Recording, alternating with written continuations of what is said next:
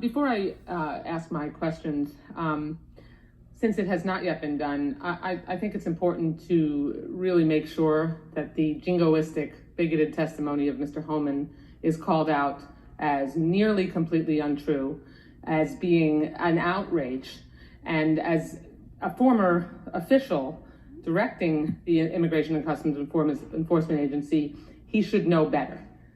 So making sure that I am... Mr. Chairman. No, this is my 5 minutes. What did I say was inaccurate? I'm not asking a question. Okay, the gentlelady is recognized for 5 minutes. She's made her point, and I will try to resolve any other issues at the end of her questioning. Okay. Thank you. So I just think it's important that it's not accepted as accurate testimony. Okay. Mr. Holman, is there a crisis on the border? Of course. And has there been a crisis there for a long time? Yes. I just want to get, because your testimony was at the broader issue, and this is critically important, but we also have a broader issue there. We got unbelievable numbers we've seen on the border with apprehensions and everything else, right?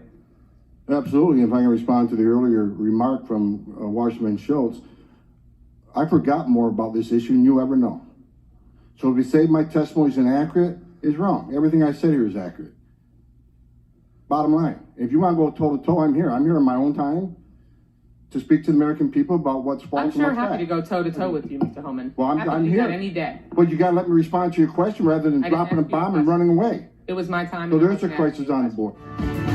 Do you have children?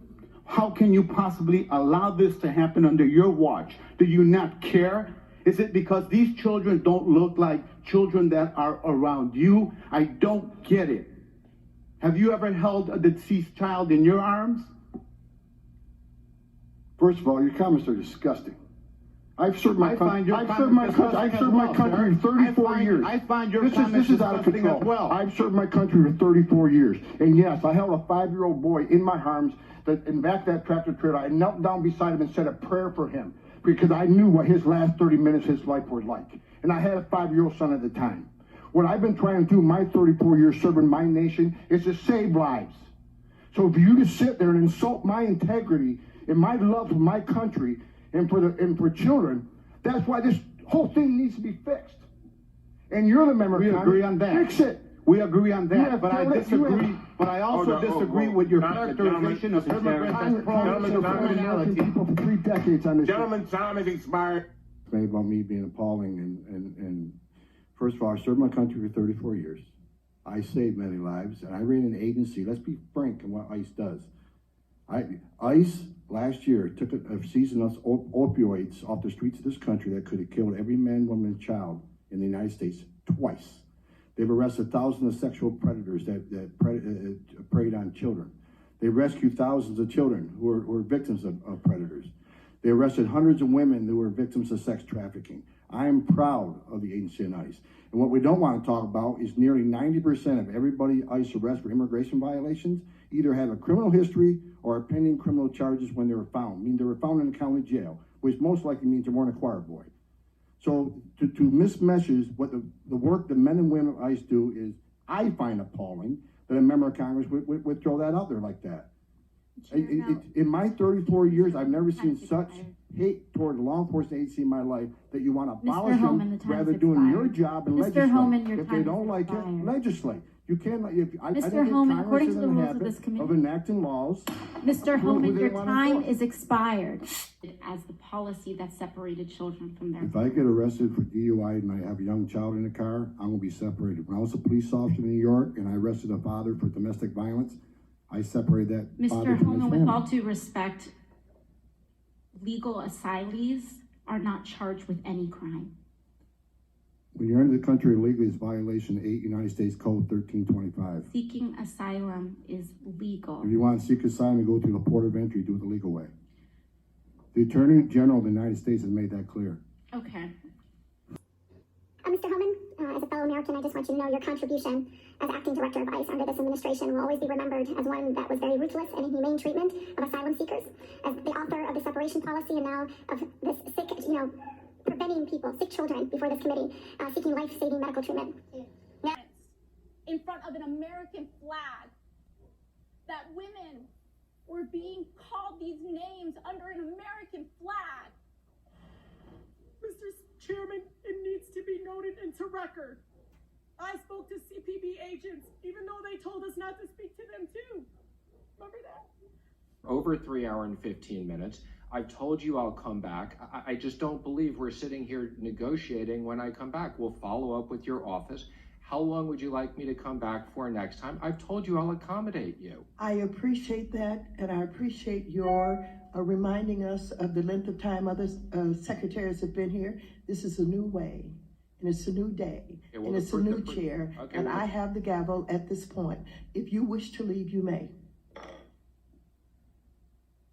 Can you clarify that for me? Yes, clarify. Is So if you wish to leave, you may. Okay, so we're dismissed, is that correct? If you wish to leave, you may leave. I don't understand what you're saying. You're wasting your time. Don't remember you have a foreign dignitary in your office.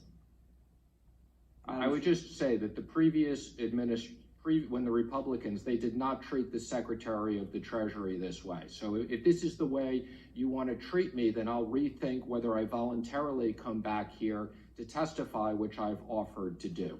If you'd wish to keep me... If you see anybody from that cabinet in a restaurant, in a department store, at a gasoline station, you get out and you create a crowd. And you push back on them.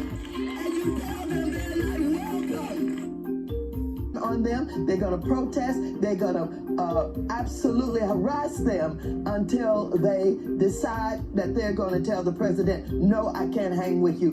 Not in D.C., not in the U.S., not in D.C., not in the U.S., not in D.C. Fail to understand why members of this committee or the American people should find any testimony that you give today to be truthful. If I can respond to that. It wasn't a question. That was not a question. That was I reserve the right to my time. It is not right. That was not a question. Someone who is here without documents, and that is his only offense. Should that person be deported? That person should not be the focus of deportation. You have not about on basically Medicare for all, which is we're going to eliminate 150 million people's health care, and we're going to provide health care for people that just come over the border. That is an untenable position for the general election. As you know, George, I just biked around Lake Michigan, nearly 1,000 miles, through Michigan and Wisconsin, two really important states. Nobody at a diner ran at me and said, take my health care away. Nobody. This is reckless as it relates to, and you don't have to take the position to win the primary, and you're basically literally hindering yourself for the general election. It's possible that this company cannot find a CEO. I mean, are they worried about Elizabeth Warren attacking that? She or he would be. Of course they are, and of course that person is. Why wouldn't they be? I don't know. If she becomes president, what do you think is going to happen to the banks? Well, it would be a suboptimal situation for the banks. You think Elizabeth Warren pushes banks into well, they're already down 20% from the highs, but yeah, I just think that there were these hearings in the 30s where they brought rich people in front of Congress and just kind of trashed them. It was effective. About 20 years later, we had the least discrepancy in incomes in the 50s and 60s, all right? I don't know what's going to happen. Look, I've got to tell you, when you get off the desk and you talk to executives, they're more fearful of her winning. I mean, I've never heard anybody say, look, she's got to be stopped. She's got to be stopped. I don't know. She's very, she keeps going up in the polls. She's raised a ton of money. She's going to win Iowa, I believe. She's a very compelling figure on the stump. By the way, I hear it too, and it's another reason why companies are being implored to do things now. If you want to get something done, you really think M&A or anything, think about doing it soon, because come early to mid-2020, if Elizabeth Warren's rolling along, everybody's going to be like, that's it. So you're hearing it too? Oh, yeah. I wonder what... So proud of you guys. Has he kept any of these promises? No. No. I think it's bull to say that that we're just gonna, no, I think it's bull to say that people can get away with laughing it off. We are not going to give thoughts and prayers, which to me is just bull. We have no idea which of our most important allies he will have pissed off worse between now and then. And I think it's a bullshit one. Whoa, did you just say BS? I did. The Republicans need to, quite frankly, get their together. I mean, I actually have to get done. Some are from whole countries. Countries are holes. And they've been doing a pretty good job of it. Slogan, fix the damn roads. And we rescind everything on this issue. I do know, and I wrote the bill. And they've been laughing their asses off. It should also us all off. Don't starve because they don't have food. If we are not helping people, we should go the home. Back up. Savannah. That flag and the troops are the reason you're able to out here like a lunatic. You're the last time you fought for freedom. privileged ass bitch! Get the out of here now! Yeah, the truth, bitch. Go ahead and distribute it, bitch. What's up, ho? You. You're a Cobra shell. The troops. You. You're a Cobra shell. The troops. You. Excited about going to the White House? I'm not going to the fucking White House. No, I'm not going to the White House.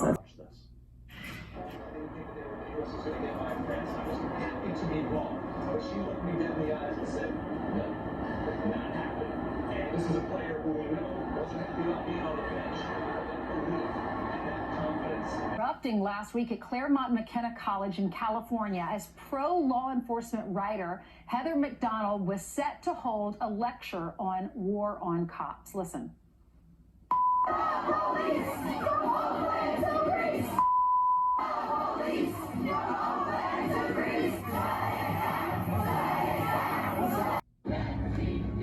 College campuses have become an angry reflection of a divided country. On this night, police and protesters are out in force at the University of Utah. All because of this baby-faced 33-year-old father of two. I mean, let's be real about this. Look at me. I mean, like, do I look like a physical threat to anybody? Do I seem like a physical threat to anybody? The last time I was in a fight, I was 14 years old. I was 2 years younger than everybody else in my high school class, and I was getting my ass kicked. We are headed for another free speech showdown, like this one at UC Berkeley.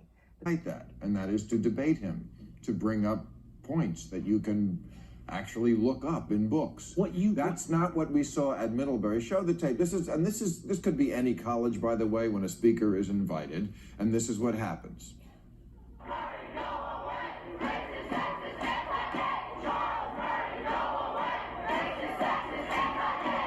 Yeah, that's the free speech of the left. It leads to this big climax of shut it down, and afterwards a mob actually attacked their car, and a female professor had suffered a concussion. This is. Great to finally meet you. No, I appreciate it. I always say this to conservatives who come on our show. I'm a little jealous of their guts because they have more guts than the liberals. Liberals don't go on conservative shows. They don't even come on this show sometimes.